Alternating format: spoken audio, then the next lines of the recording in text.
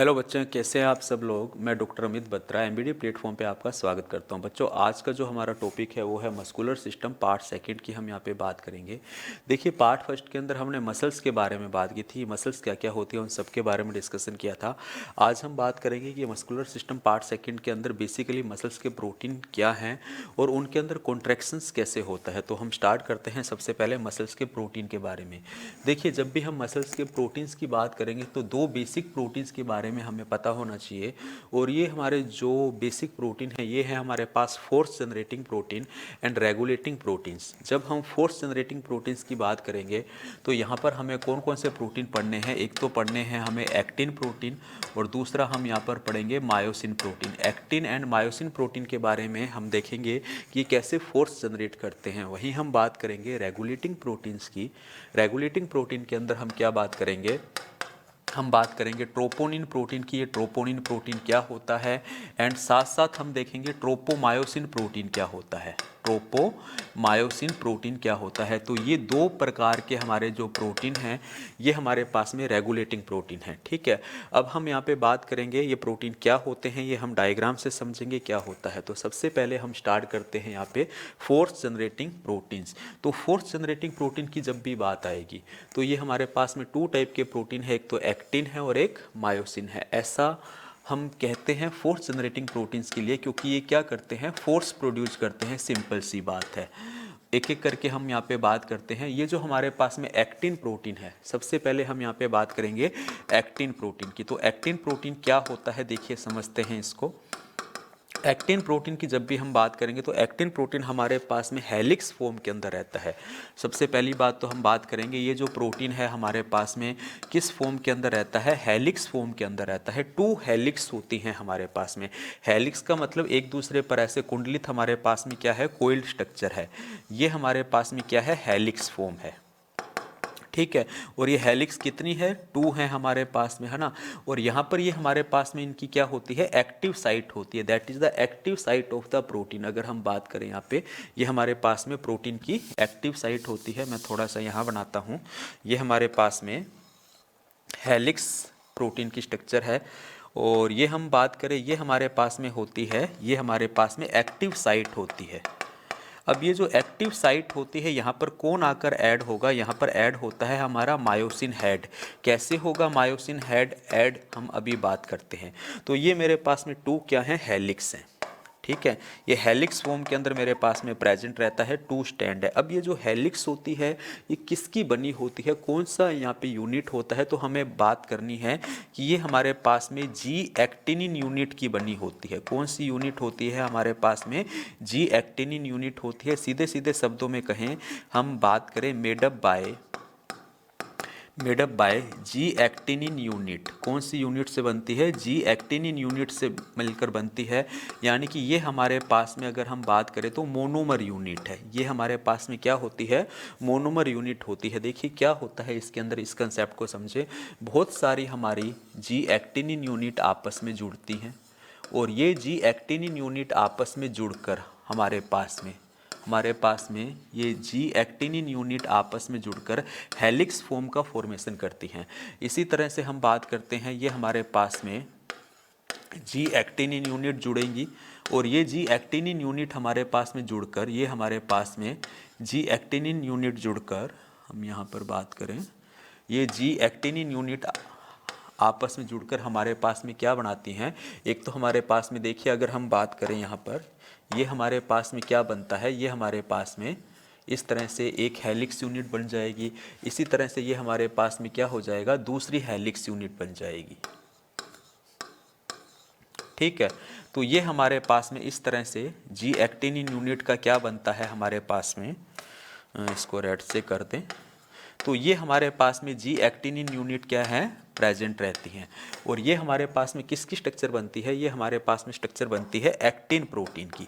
किसकी स्ट्रक्चर है, ये हमारे पास में एक्टिन प्रोटीन की स्ट्रक्चर होती है। जो फोर्स जनरेट करेगा, कैसे जनरेट करेगा उसको भी हम यहाँ पे देखेंगे कैसे ये फोर्स जनरेट करता है। फिर मैंने बताया ये जो हमारे पास में स्ट्रक्चर है, इसका जो हमारा अपेक्स एंड होगा, यहाँ पर हमारे पास में क्या होती हैं, एक्टिव साइट होती हैं। क्या होती हैं, एक्टिव साइट। यानी कि यहाँ पर हमारा कौन बाइंड होने वाला है, यहाँ पर हमारा बाइंड होने वाला है। यहाँ पर हम बात करें मायोसिन हेड हमारा यहाँ पे क्या होता है, बाइंड होता है। तो यहाँ पे हमारा कौन बाइंड होगा, मायोसिन हेड यहाँ पर क्या होता है, हमारा बाइंड होता है। इस स्ट्रक्चर को, इस एक्टिन प्रोटीन की जो स्ट्रक्चर होती है, इस स्ट्रक्चर को हम सिंपलेस्ट वे के अंदर कैसे दर्शाते हैं, मैंने आपको बताया, ये हमारा इसका सिंपलेस्ट वे है। तो हमें दो बातें यहाँ पे सीखनी है। एक तो ये हमारे पास हेलिक्स फॉर्म के अंदर रहेगा, और दूसरी बात इसकी जो मोनोमर यूनिट होती है वो हमारे पास में जी एक्टिन यूनिट होती है, या सीधे सीधे शब्दों में हम क्या कह सकते हैं, मैनी, सीधे सीधे शब्दों में हम कह सकते हैं मैनी, जो हमारे पास में जी एक्टिन है associated with each other, associated with each other, एक दूसरे से ये क्या होते हैं, जॉइंट होते हैं, एंड प्रोड्यूस करते हैं हेलिक्स लाइक स्ट्रक्चर। क्या करते हैं, हेलिक्स लाइक स्ट्रक्चर बनाते हैं, जो हमारे पास में किसको रिप्रेजेंट करता है, एक्टिन प्रोटीन को रिप्रेजेंट करता है। इसी तरह से हम मायोसिन प्रोटीन की स्ट्रक्चर देखते हैं। मायोसिन प्रोटीन हमें कैसा दिखाई देता है। देखिए, हमने सबसे पहले एक्टिन की बात की, अब हम यहाँ पे बात करते हैं आपसे मायोसिन प्रोटीन की। ये जो मायोसिन प्रोटीन होता है, ये जो हमारे पास में मायोसिन प्रोटीन होता है, ये भी हमारे पास में कैसा होता है, हेलिक्स फॉर्म के अंदर है। ये भी हमारे पास में कैसा है, हेलिक्स फॉर्म के अंदर होता है, याद रखना है। अब ये हमारा किससे मिलकर बनता है, मेडअप बाय, इसके लिए हम बात करते हैं मेडअप बाय मीरोमायोसिन यूनिट। किससे मिलकर बनता है, मीरोमायोसिन यूनिट से मिलकर बनता है। हमारे पास इसकी जो यूनिट है उसका नाम क्या है, मीरोमायोसिन यूनिट है, ठीक है। या हम सीधे शब्दों में कह सकते हैं और एमएम यूनिट, मीरोमायोसिन यूनिट, है ना, मीरोमायोसिन यूनिट। इस कंसेप्ट को आपको याद रखना है। अब हमने बात की, ये भी हेलिक्स फॉर्म के अंदर है। तो ये जो मायोसिन प्रोटीन होता है, इसके टू पार्ट्स होते हैं। Myosin protein are made up by two parts. कितने पार्ट्स से मिलकर बनता है, टू पार्ट्स से मिलकर बनता है। पहली बात अपने को याद रखनी है, इसका ये जो हमारे पास में टू पार्ट्स होते हैं, एक पार्ट्स तो हमारे पास में कौन सा होता है, हेड पार्ट होता है, ठीक है, और दूसरा पार्ट मेरे पास में कौन होता है, टेल पार्ट्स होता है। दूसरा पार्ट्स कौन सा होता है, टेल पार्ट्स होता है। अब हम बात करते हैं, ये भी हमारे पास में फोर्स जनरेटिंग प्रोटीन है। ये भी मेरे पास में क्या है, फोर्स जनरेटिंग प्रोटीन है, यानी कि फोर्स क्या करता है, ये प्रोड्यूस करेगा। तो ये भी हमारे पास में फोर्स जनरेटिंग क्या होता है, प्रोटीन होता है। ये कंसेप्ट आपने देखा। अब हम इस स्ट्रक्चर को थोड़ा सा एलोब्रेट करते हैं, ये हमें कैसा दिखाई देता है। तो देखिए, मैंने आपको क्या बताया, मैंने आपको ये बताया कि हमारे पास में जो मायोसिन प्रोटीन है, ठीक है, ये हमारा मीरोमायोसिन यूनिट से मिलकर बना है। किससे मिलकर बना है, मीरोमायोसिन यूनिट से मिलकर बना है। फिर मैंने आपको ये बात की कि ये जो मायोसिन प्रोटीन है, इसके टू पार्ट्स हैं। इसके कितने पार्ट्स हैं हमारे पास में, टू पार्ट्स हैं। एक पार्ट्स हमारे पास में क्या कहलाता है, हेड पार्ट कहलाता है, और दूसरा पार्ट जो इसका होता है वो हमारा क्या कहलाता है, टेल पार्ट्स कहलाता है। अब मैं आपको ये समझाना चाहता हूँ, ये हेड पार्ट जो होता है ये कैसा होता है, head part present with short arm. ये किसके साथ में रहता है, प्रेजेंट विद शॉर्ट आर्म। ये शॉर्ट आर्म के साथ में रहता है। ये भी कंसेप्ट अपने को याद रखना है। अब हम यहाँ पे मीरोमायोसिन यूनिट की बात कर रहे थे। ये जो हमारे पास में एक्चुअलिटी में मीरोमायोसिन यूनिट होती है, ये भी हमारे पास में टू टाइप्स की है। ये जो मीरोमायोसिन यूनिट होती है हमारे पास में, ये मीरोमायोसिन यूनिट हमारे पास में टू टाइप्स की होती है, ठीक है। ये टू टाइप्स कौन कौन से होते हैं, type of MM unit. MM का मतलब हमारे पास में क्या है बेटा, मीरोमायोसिन है, ठीक है। मीरोमायोसिन को एमएम से लिखते हैं। तो ये मेरे पास में टू टाइप्स की है। एक तो होती है मेरे पास में हैवी मीरोमायोसिन यूनिट, एक मेरे पास में होती है हैवी मीरोमायोसिन यूनिट होती है। दूसरी मेरे पास में होती है light meromyosin unit, light meromyosin unit. यहाँ हम देखते हैं, देखिए थोड़ा सा यहाँ पे आपको क्लियर दिखे, इसीलिए मैं यहाँ पे लिख देता हूँ, इसको अलग अलग लिख देता हूँ क्योंकि यहाँ आपको दिखेगा नहीं। टाइप ऑफ मीरोमायोसिन यूनिट की बात कर रहे हैं। पहली मैंने लिखी है हैवी मायोसिन यूनिट, ठीक है। दूसरी होती है हमारे पास में लाइट मिरोमायोसिन यूनिट, दूसरी मेरे पास में होती है लाइट मिरोमायोसिन यूनिट होती है। ये कंसेप्ट अपने को यहाँ पे याद रखना है। तो ये टू टाइप्स की हम यहाँ पे पार्ट्स भी देखे और साथ साथ में हमने टू टाइप्स की यूनिट भी देखी। अब देखिए, समझिए इस कंसेप्ट को। ये हैवी मिरोमायोसिन यूनिट है, इसको हम HMM के नाम से जानते हैं। किस नाम से जानते हैं? HMM के नाम से जानते हैं, हैवी मिरोमायोसिन यूनिट। और ये लाइट मिरोमायोसिन यूनिट है, इसको हम लाइट मिरोमायोसिन यूनिट यानी कि LMM के नाम से जानते हैं। ये कंसेप्ट भी हमें याद रखना है।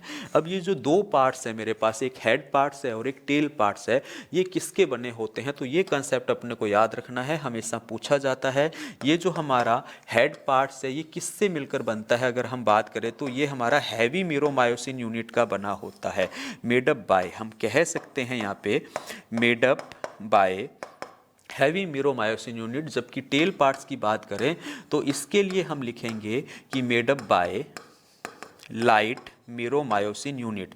ये किससे मिलकर बनता है? ये हमारा मिलकर बनता है लाइट मिरोमायोसिन यूनिट से। तो ये कंसेप्ट हमें याद रखना है। अब इस पूरी स्ट्रक्चर को हम डायग्राम की हेल्प से समझते हैं कि ये क्या होता है। तो देखिए, हम यहाँ पे बात करें, हमारे पास में बहुत सारी मिरोमायोसिन यूनिट हैं, ठीक है। ये हमारे पास में हेड पार्ट्स है, ठीक है। उसी तरह से हम यहाँ पे बात करें, ये हमारे पास में हेलिक्स स्ट्रक्चर और ये भी हमारे पास में हेड पार्ट्स है।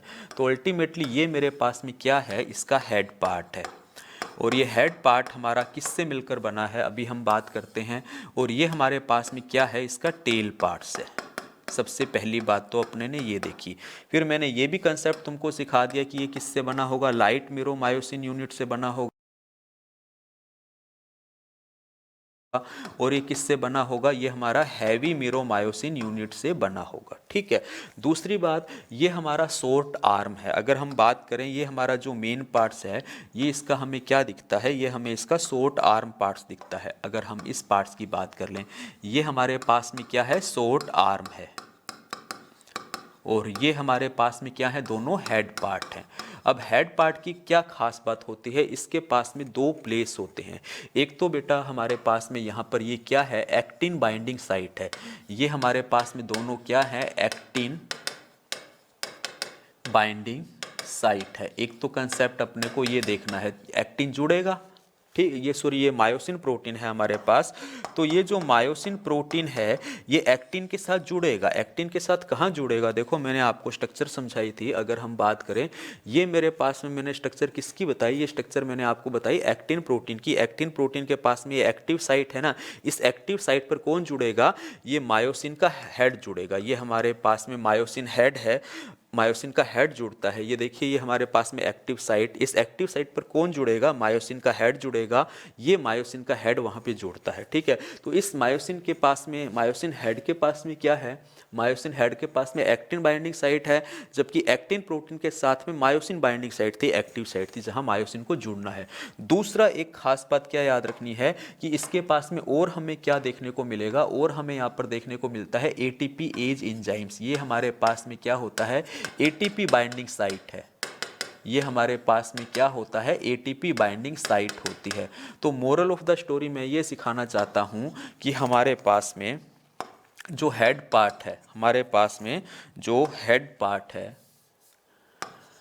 जो हेड पार्ट होता है, किसका हेड पार्ट्स हम बात करें यहाँ पर, जो मायोसिन का हमारे पास में हेड पार्ट होता है, इसके पास में क्या होता है? 2 हमारे पास में बाइंडिंग साइट है। 2 बाइंडिंग साइट ये कौन कौन सी होती है? तो एक तो मेरे पास में होती है एक्टिन बाइंडिंग साइट, एक होती है मेरे पास में एक्टिन बाइंडिंग साइट, और दूसरी होती है ATP ase binding site. ATP ase binding site, enzyme binding site है यहाँ पर हमारे पास में। तो ये कंसेप्ट हम यहाँ पर देखते हैं। और ये दोनों हमने स्ट्रक्चर किसकी देखी है? दोनों स्ट्रक्चर हमने देखी हमारे एक्टिन और मायोसिन प्रोटीन की, जो हमारे पास में फोर्थ जनरेटिंग प्रोटीन है। इसी तरह से हम नेक्स्ट प्रोटीन की बात करेंगे, जो हमारे पास में रेगुलेटिंग प्रोटीन कहलाते हैं। जो हमारे पास में क्या कहलाते हैं? रेगुलेटिंग प्रोटीन कहलाते हैं। और ये भी हमारे पास में 2 टाइप्स के होते हैं। एक तो होता है ट्रोपोमायोसिन एंड दूसरा होता है ट्रोपोनिन। और ये ट्रोपोनिन की 3 बाइंडिंग साइट है। तो सबसे पहले हम यहाँ पे इन दोनों को एक साथ ही पढ़ेंगे हम, इनकी सिचुएशन के हिसाब से देखते हैं। सबसे पहले तो हम बात करते हैं ट्रोपोमायोसिन प्रोटीन। ये जो हमारे पास में ट्रोपोमायोसिन प्रोटीन होता है, ये कहाँ होता है? अगर हम इसकी बात करें तो ये कवर करता है किसको? एक्टिन प्रोटीन को। एक्टिन प्रोटीन को कवर करता है, cover actin protein. Moral of the story, मैं मोर करेक्ट आपको बताना चाहूँ तो हम यहाँ पर सिंपल कंसेप्ट लिखेंगे, एक्टिव साइट ऑफ, क्या बात कर रहा हूँ? Active site of actin protein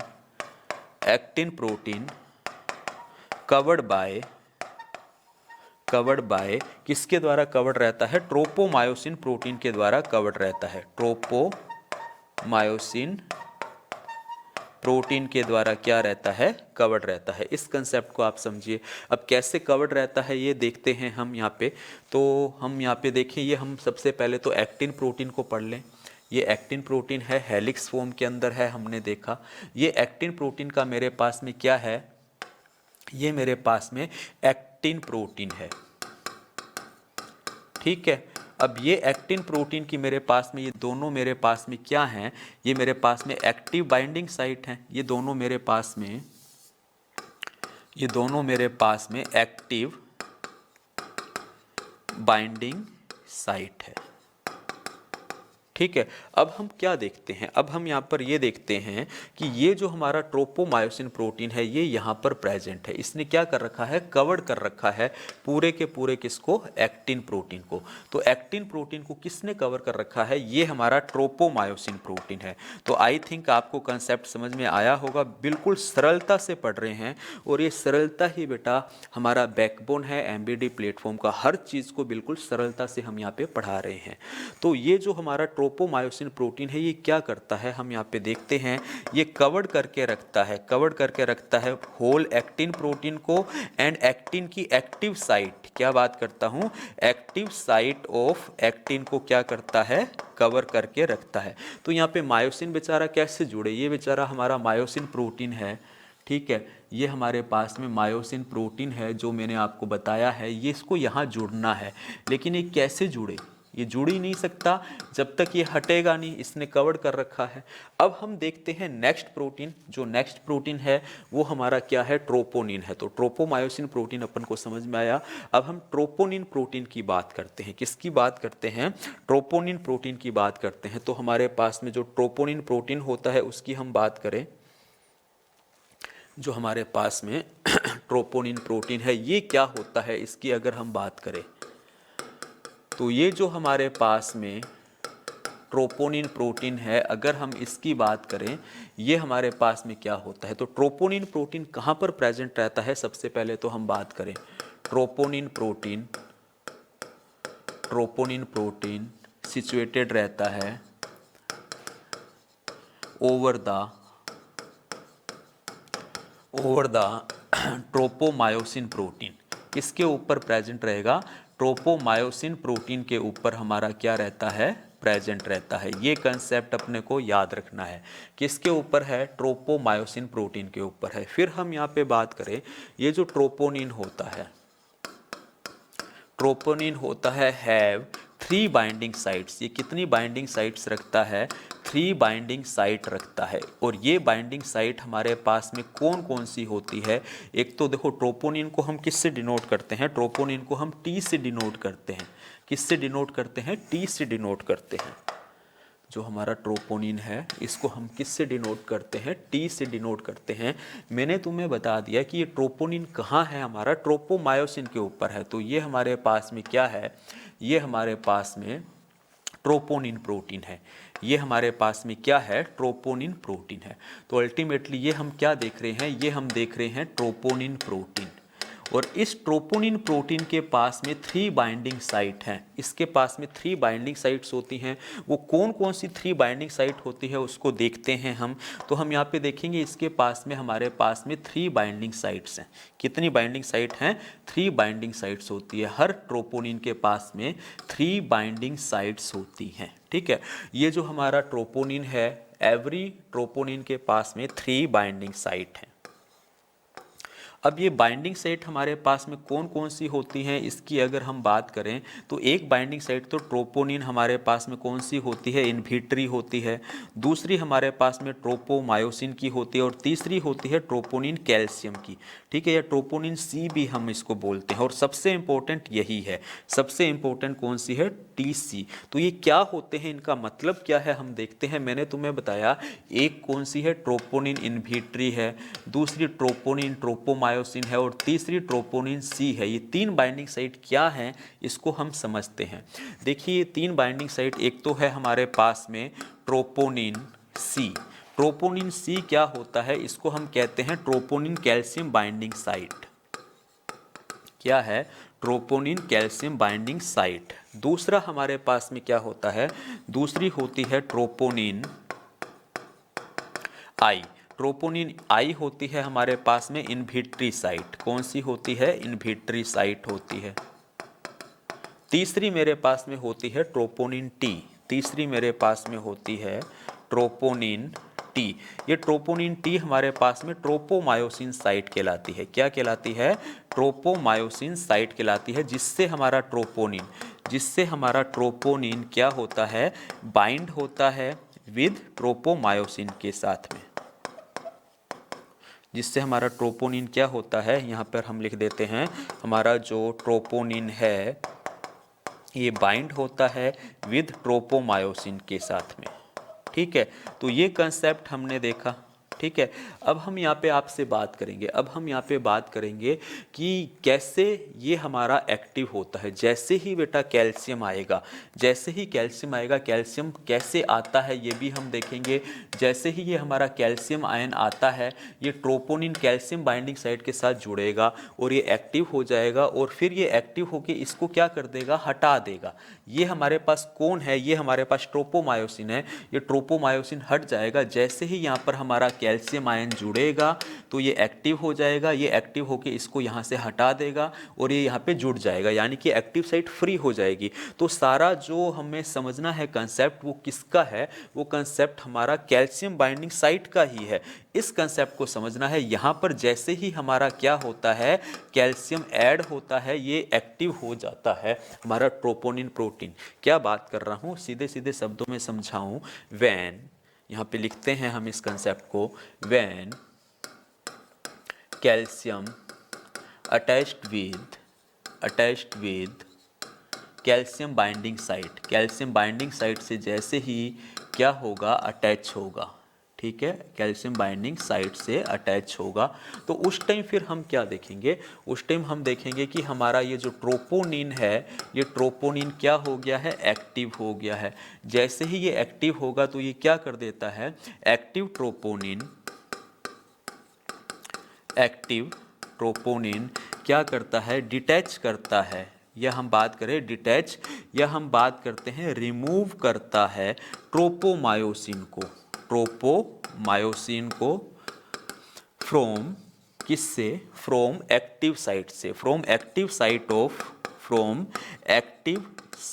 of actin protein.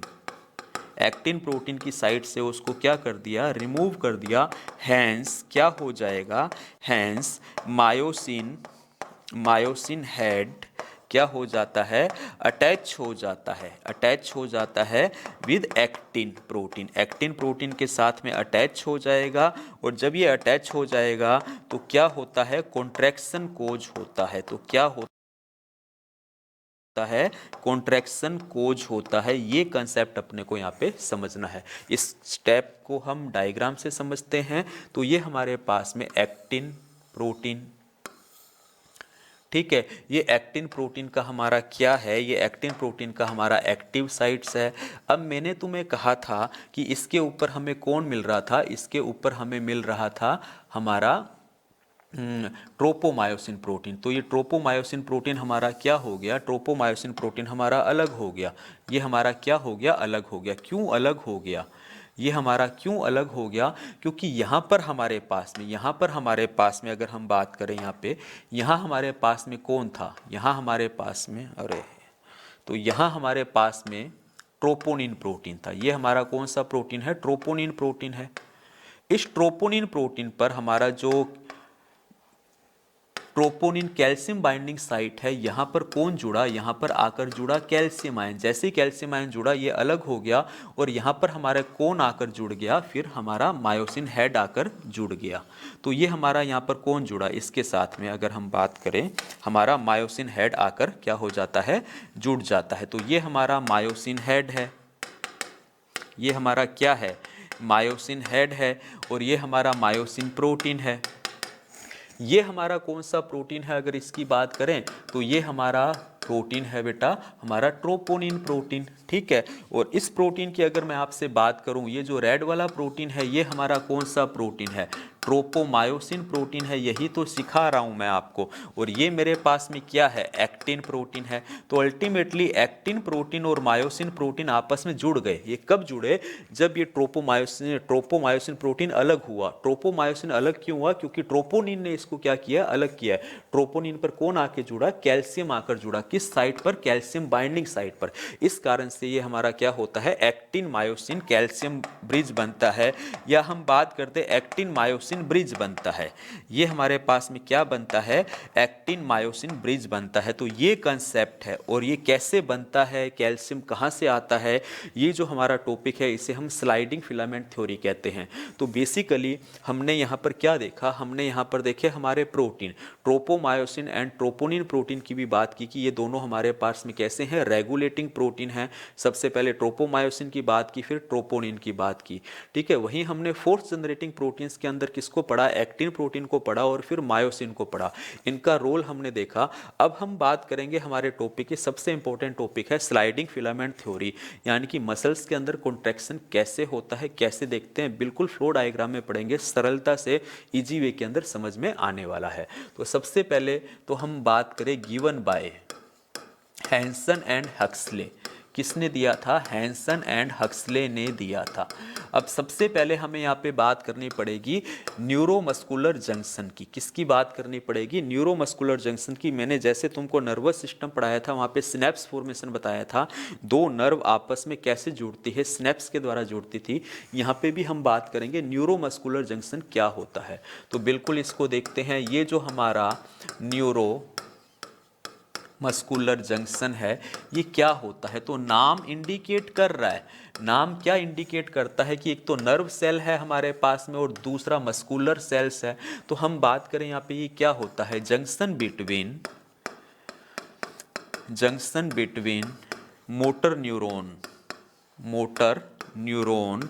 And muscles. और मसल्स की जो हमारे पास में क्या कहते हैं, मेम्ब्रेन है, उसको हम सार्कोलेमा कहते थे ना, उसको हम क्या कहते थे, उसको हम कहते हैं सार्कोलेमा। तो मसल्स की जो हमारे पास में मेम्ब्रेन है उसको हम क्या कहते हैं, सार्कोलेमा कहते हैं, मसल्स मेम्ब्रेन।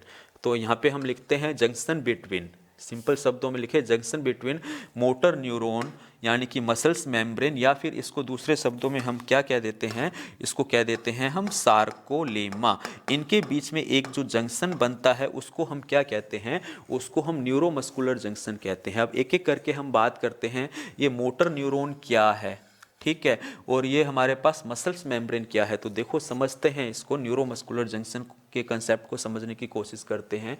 ये हमारे पास में एक्सोन है, ये मेरे पास में क्या है, एक्सोन है, नर्व सेल है ये हमारे पास में। ठीक है, ये हमारे पास में इस तरह से नर्व सेल्स होती हैं। थोड़ा सा डायग्राम मज़ेदार नहीं बनाया तो मज़ेदार बना देते हैं।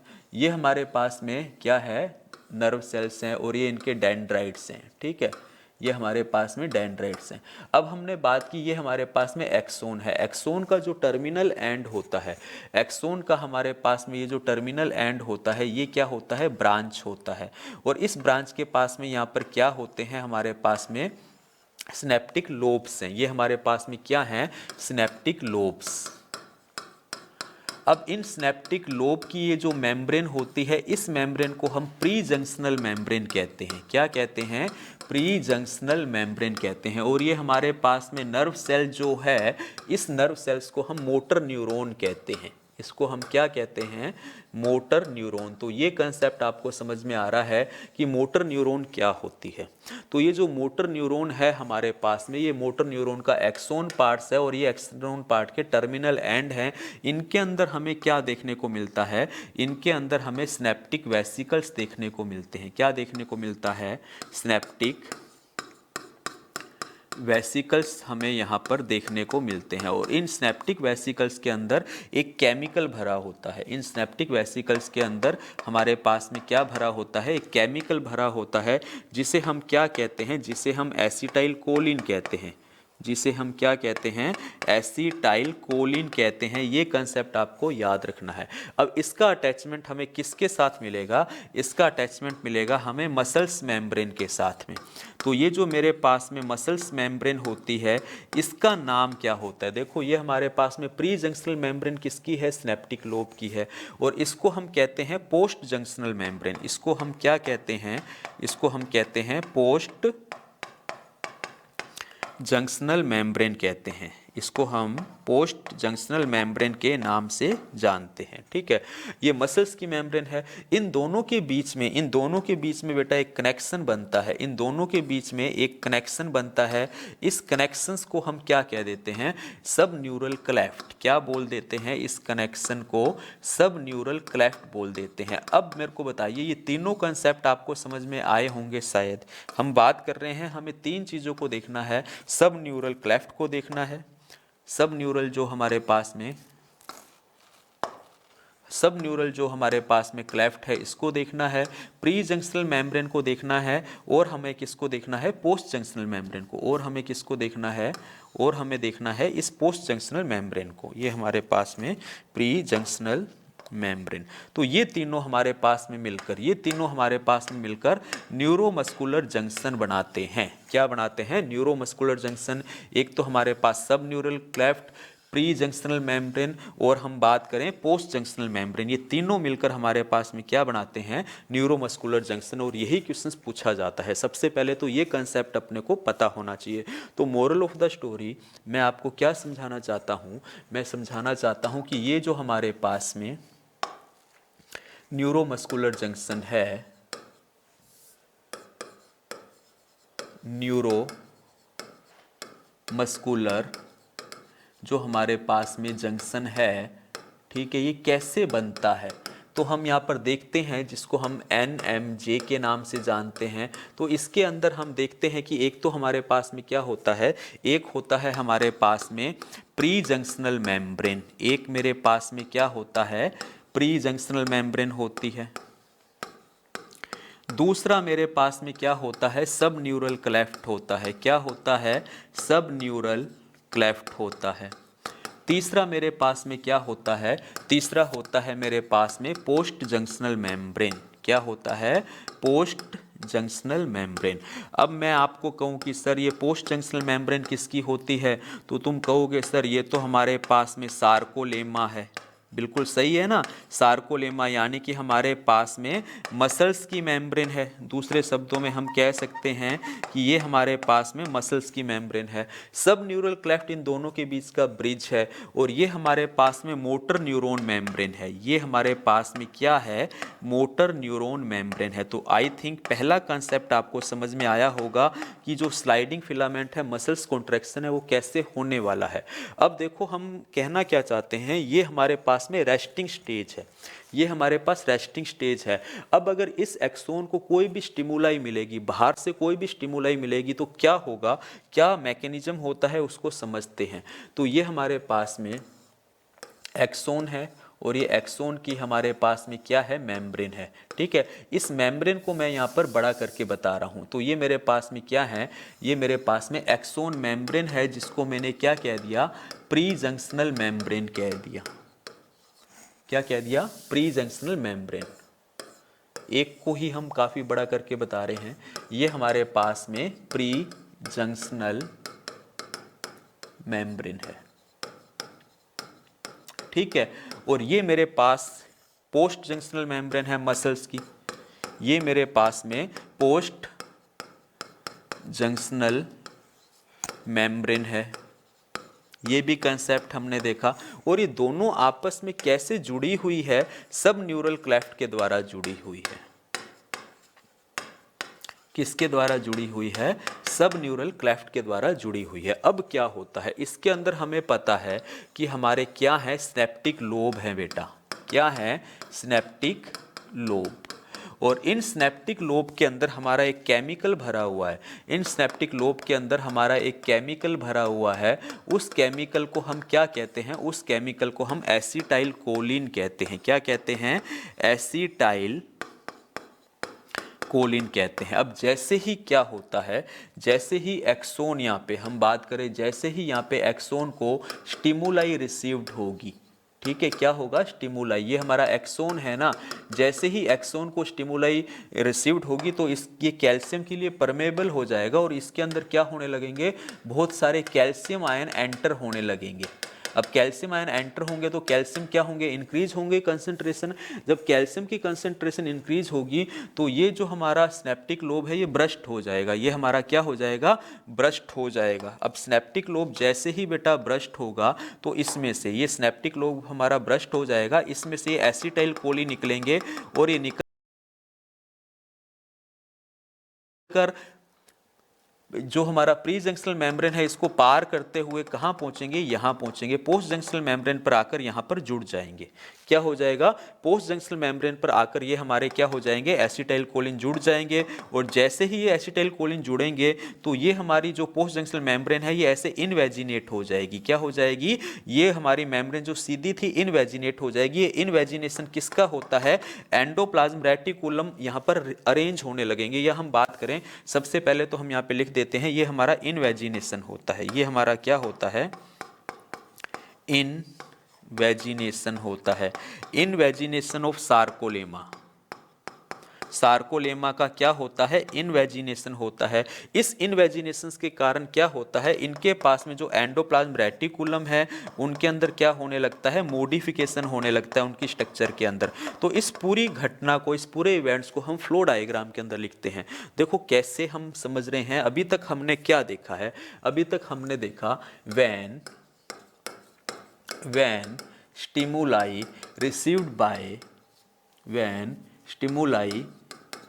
received by जब हमारी स्टिमुलाई क्या होती है? रिसीव्ड होती है। किससे रिसीव्ड होती है? Received by axon. जब एक्सोन स्टिमुलाई को रिसीव्ड करेगा तो क्या होता है? कैल्शियम परमेबिलिटी, हम यहाँ पे बात करें कैल्शियम परमेबिलिटी हमारी क्या होगी? इंक्रीज होगी। जब कैल्शियम परमेबिलिटी इंक्रीज होगी तो due to high concentration, calcium permeability increase in, यहाँ पर लिख दो और आपको लिखना है तो जो हमारा प्री जंक्शनल मेम्ब्रेन है वहाँ पर, हमारा प्री जंक्शनल मेम्ब्रेन पर हमारी कैल्शियम परमेबिलिटी इंक्रीज हो जाएगी। और इस हाई कंसंट्रेशन के कारण कैल्शियम का इन्फ्लक्स होगा। भाई नॉर्मल सी बात है, कैल्शियम का इन्फ्लक्स होने लगेगा। कैल्शियम हमारा यहाँ पर अंदर आने लगेगा। जब कैल्शियम अंदर आने लगेगा तो ड्यू टू हाई कंसंट्रेशन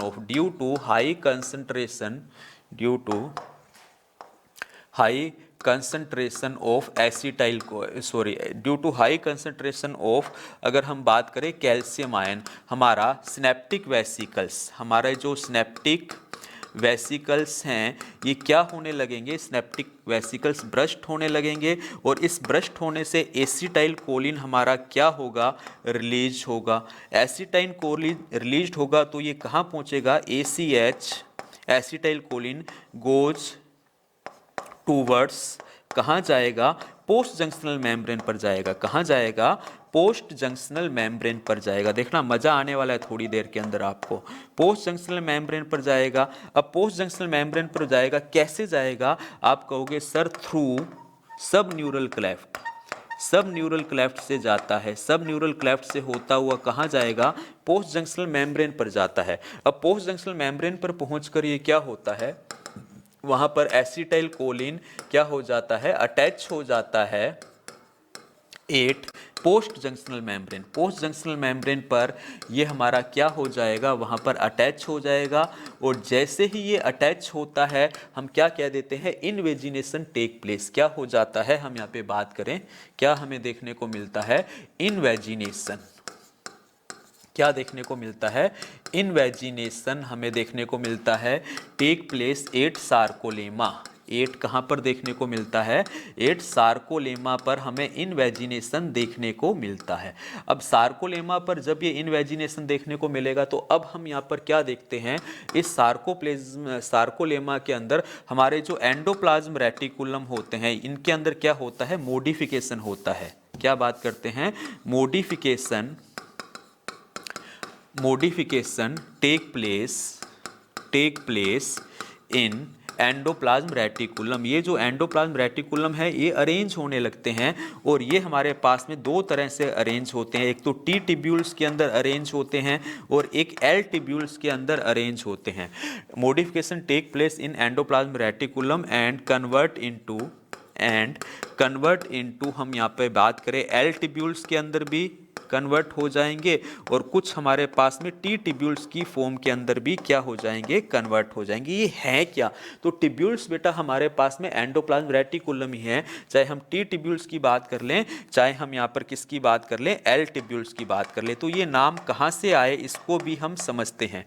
तो देखिए टी टिब्यूल्स हमारे पास में क्या होते हैं, जब मैं टी टिब्यूल्स की बात करूंगा तो ये भी मेरे पास में एंडोप्लाज्म रेटिकुलम है। ये क्या है, ट्रांसवर्स सिचुएटेड है with the comparison of the Z line. ये हमारे पास में एंडोप्लाज्म है सिचुएटेड एज ट्रांसवर्स पोजीशन। कौन सी पोजीशन के अंदर, ट्रांसवर्स पोजीशंस के अंदर है विद रिस्पेक्ट टू अगर हम बात करें with respect to Z line. Lecture first याद होगा, जेड लाइन हमारे पास में क्या है, दो जेड लाइन के बीच का स्पेस सार्कोमेयर कहलाता था। तो ये कुछ इस तरह से अरेंज हो जाएंगे हमारे पास में, दैट इज द ये हमारे पास में क्या है, टी टिब्यूल्स।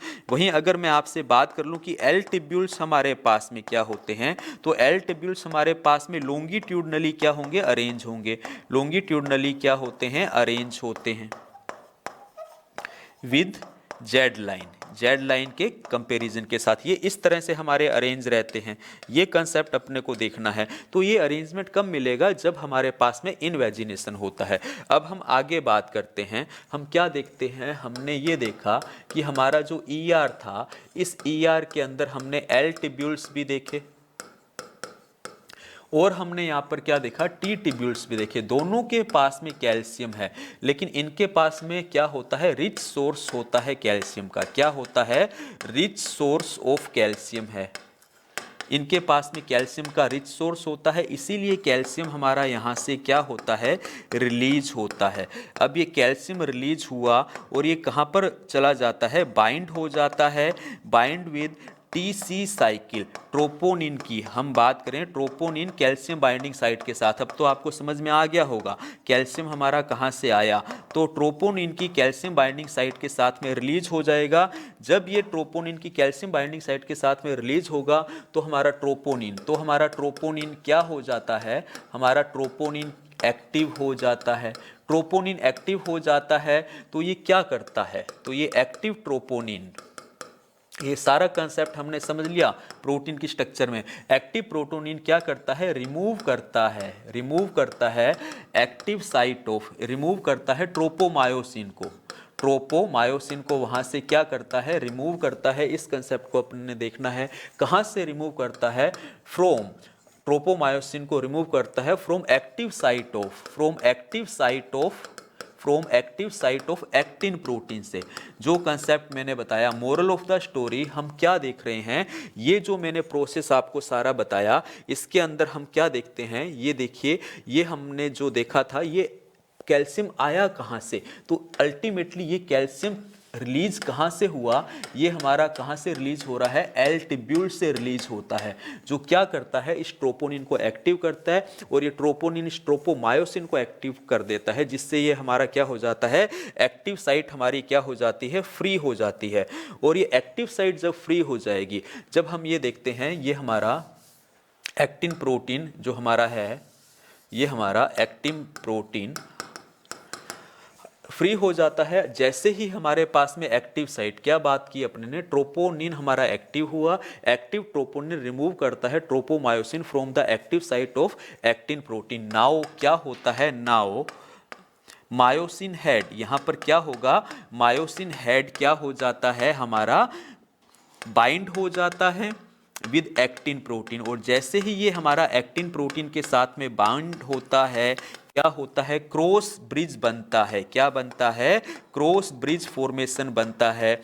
और ये जो क्रॉस ब्रिज फॉर्मेशन बनता है, इसी के कारण तो हम कहते हैं, इसी को तो हम कहते हैं कि हमारा जो मसल्स होता है उसके अंदर क्या हो गया है, कॉन्ट्रैक्शन हो गया है। तो ये कंसेप्ट है। मोरल ऑफ द स्टोरी, ये डायग्राम मैंने बना दिया था, हम वापस देख लेते हैं। ये हमारे पास में मायोसिन हेड है, इसके साथ में हमारा कौन जुड़ गया, इसके साथ में हमारा ये जो एक्टिन बाइंडिंग साइट है ये जुड़ गई है। ये क्यों जुड़ी है? क्योंकि इसके ऊपर से कौन रिमूव हुआ है, ये हमने देखा था। ये हमारा क्या है? ये हमारा ट्रोपोमायोसिन है जो रिमूव हो गया। क्यों रिमूव हो गया? इस ट्रोपोनिन के कारण। ये हमारा क्या है? ट्रोपोनिन है। इस ट्रोपोनिन के कारण अगर हम बात करें, थोड़ा सा हम इस तरफ देखते हैं, ये हमारा क्या है? ट्रोपोनिन है। इस ट्रोपोनिन पर क्या हुआ? इस ट्रोपोनिन पर कैल्शियम आकर जुड़ा था, जिससे ये हमारा ट्रोपोमायोसिन रिमूव हुआ। ये हमारा ट्रोपोमायोसिन यहाँ से क्या हुआ? रिमूव हुआ, और इस बाइंडिंग साइट के साथ में ये हमारा मायोसिन हेड जुड़ जाता है। इसी को हम क्रॉस ब्रिज कहते हैं, जिसके कारण हम क्या देखते हैं? हमें मसल कॉन्ट्रैक्शन यहाँ पर देखने को मिलता है। तो ये हमारी स्लाइडिंग फिलामेंट थ्योरी थी। बिल्कुल इजी वे के अंदर हमने इसको फ्लो डायग्राम के अंदर समझा। सबसे पहले हमने न्यूरोमस्कुलर जंक्शन को देखा, कैसे ACH आया, कैसे क्या हुआ। फिर हमने देखा ACH रिलीज होने से इनवेजिनेशन हुआ। इनवेजिनेशन के बाद हमारे पास में एंडोप्लाज्म रेटिकुलम का अरेंजमेंट हुआ। अरेंजमेंट होने के बाद हमारे पास में क्रॉस ब्रिज बना। नेक्स्ट हम बात करते हैं disorder of muscular system. Muscular system के कौन कौन से डिसऑर्डर होते हैं, उन सब की बात करेंगे। सबसे पहले तो मोस्ट कॉमन हमारे पास में पैरालिसिस है। ये क्या है हमारे पास, और टेक्निक कंडीशन क्या होती है, और फैटिग कंडीशंस क्या होती है, एक एक करके हम बात करते हैं। देखिए, सबसे पहले हम यहाँ पे बात करते हैं पैरालिसिस की। पैरालिसिस कब होता है अगर हम बात करें, ठीक है। तो पैरालिसिस के अंदर क्या होता है, जो हमारा नर्व, जो हमारा न्यूरोमस्कुलर जंक्शन है, जो हमारा पैरालिसिस की अगर हम बात करें, तो हमारा जो मोटर नर्व है, जो हमारा मोटर नर्व है, इसके अंदर क्या हो जाता है? डिसफंक्शन देखने को मिलता है। यानी कि इसके अंदर कॉन्ट्रैक्शन नहीं हो रहा है। इसको स्टिमुलाई मिलने के बाद भी, क्या बात कर रहे हैं, स्टिमुलाई रिसीव्ड होने के बाद भी इसके अंदर कोई भी हमारा नो एक्टिविटी, कोई भी इसके अंदर सेंसेशन हमें नहीं दिखता है। ये हमारे क्या हो जाते हैं? नॉन फंक्शनल हो जाते हैं। सीधे से शब्दों में कहें, जब ये नॉन फंक्शनल हो जाएंगे तो नो इन्वेजिनेशन, कोई भी इन्वेजिनेशन नहीं होगा। क्यों नहीं होगा? क्योंकि ACH हमारा रिलीज ही नहीं हो रहा है। ACH रिलीज हमारा क्या हो जाता है? एब्सेंट हो जाता है। तो अल्टीमेटली अगर हम यहाँ पर सीधा सीधा एक ही लाइन के अंदर मैं आपको बताना चाहूँ पैरालिसिस की बात क्या है, तो हम सिंपल ये कहेंगे, जो हमारे मोटर न्यूरॉन हैं, जो हमारे मोटर न्यूरॉन हैं, उनकी डिसफंक्शनिंग के कारण ऐसा होता है। जो हमारे मोटर न्यूरॉन हैं, उसकी डिसफंक्शनिंग के कारण हमें ऐसा देखने को मिलता है। ये कंसेप्ट हमने याद रखना है पैरालिसिस के लिए। इसी तरह से हम बात करते हैं हमारे पास में फैटिग कंडीशन क्या होती है। तो फैटिग कंडीशंस की अगर मैं आपसे बात करूं, तो अगर हम क्या करते रहें, कंटिन्यूअस, इफ हम बात करें यहाँ पे, if strong continuous, if strong continuous stimuli received by muscles, यानी कि हम बात कर दें मोटर एक्सोन। मोटर एक्सोन को कंटिन्यू क्या मिलता जाएगा, हमारे पास में स्टिमुलाई मिलती जाएगी। Then they undergo fatigue condition. वो किस में चली जाएगी? फैटिग कंडीशंस के अंदर चली जाएगी। अगर इसको लगातार क्या मिलते रहेंगे? स्टिमुलेशंस मिलते रहेंगे। तो हमारा जो स्वेलिंग आ जाती है, या हम कहते हैं हमारी मसल्स के अंदर फट गई है, मांस फट गया है, जिसको साधारण शब्दों में कहते हो, फटीग का ही हमारे पास में एक एग्जाम्पल है। नेक्स्ट हम बात करते हैं टेक्निक कंडीशन। नेक्स्ट हम यहाँ पे क्या बात करेंगे, हम जो डिसऑर्डर की बात कर रहे हैं, टेक्निक कंडीशन क्या होता है। तो देखिए, टेक्निक कंडीशंस के अंदर हमें क्या देखने को मिलता है। अगर हम यहाँ पर टेक्निक कंडीशंस की बात करें, तो ये टेक्निक कंडीशन काफ़ी इंपॉर्टेंट है, कई बार पूछा जाता है। इसके अंदर क्या देखने को मिलता है? टेक्निक कंडीशंस के अंदर कैल्शियम की कमी हो गई। क्या बात कर रहे हैं? If calcium level is lack, calcium level is lack in blood, blood के अंदर कैल्शियम की अगर कमी हो जाए, ब्लड में जो हमारा कैल्शियम होता है उसकी कंसंट्रेशन लगभग हमेशा कितनी रहती है, 12 मिलीग्राम पर 100 ml रहती है। अगर ये कंसंट्रेशन कम हो जाएगी तो क्या होता है, जो हमारा एक्टिन मायोसिन ब्रिज बना हुआ है, एक्टिन मायोसिन ब्रिज है, इसका डिटैचमेंट फेल हो जाता है। इसका डिटैचमेंट क्या हो जाएगा, फेल हो जाएगा। और डिटैचमेंट फेल होने का मतलब क्या है, डिटैचमेंट फेल होने का मतलब क्या है भाई, मसल्स एक्टिन मायोसिन हमेशा जुड़ा हुआ है, अलग ही नहीं हो रहा है, तो कॉन्ट्रैक्शन लंबे टाइम तक हो रहा है। सिंपल शब्दों में कहें कि हम बात करें means contraction, contraction continue, contraction time is क्या हो जाता है, इंक्रीज हो जाता है। लंबे समय तक अगर कॉन्ट्रैक्शन टाइम इंक्रीज रहेगा, डिटैचमेंट नहीं होगा, तो इस कंडीशन को हम क्या कहते हैं, इस कंडीशन को हम टेटनी कहते हैं। तो ये हमारे पास में टेटनी था। तो बच्चों ये हमने यहाँ पर अपना muscular system second parts complete किया। एमबीडी प्लेटफॉर्म पे हर टॉपिक को बहुत सरलता से पढ़ाया जा रहा है। ज़्यादा से ज़्यादा अपने मित्रों के साथ इसको शेयर कीजिए ताकि उन्हें भी लाभ मिल सके, और बेल आइकॉन बटन को प्रेस कीजिए ताकि नए अपडेट्स आपको मिलते रहें। ओके बच्चों, मिलते हैं नेक्स्ट क्लास में नए टॉपिक के साथ। Thank you, bye bye.